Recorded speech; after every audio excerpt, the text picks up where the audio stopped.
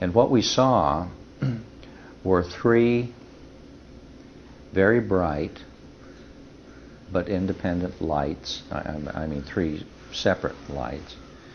We assumed they were independent. And they were in a perfect, I guess, equilateral, a perfect triangle.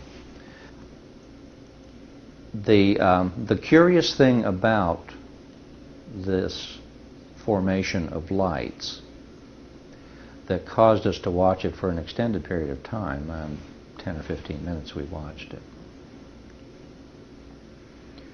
was that first it was silent.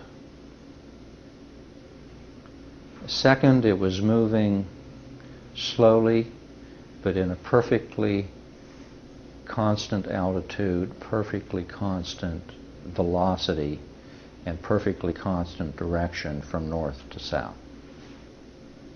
When I arrived at the command post the next morning at about 6:30 in the morning, it was unusually active and unusually well-staffed.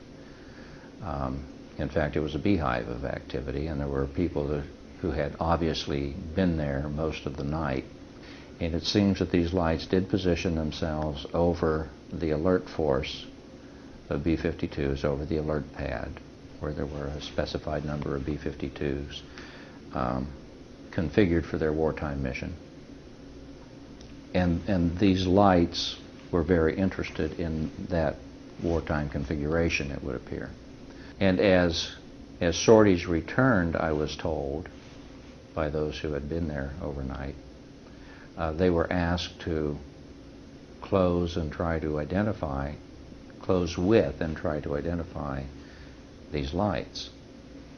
And this included B-52s, KC-135s, and even some of the F-106 interceptors that had been out doing their particular training missions as well. And the pattern was the same. Each time an aircraft would approach, the lights would depart in ways that defied any aerodynamic knowledge that anybody there had.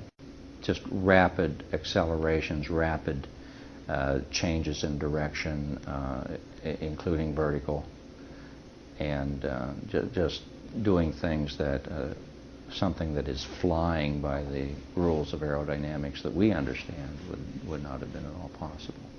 This whole event took from beginning to end probably in the range of 6 and perhaps more hours. And in retrospect, it is curious how quickly that subject just was dropped. It just wasn't discussed.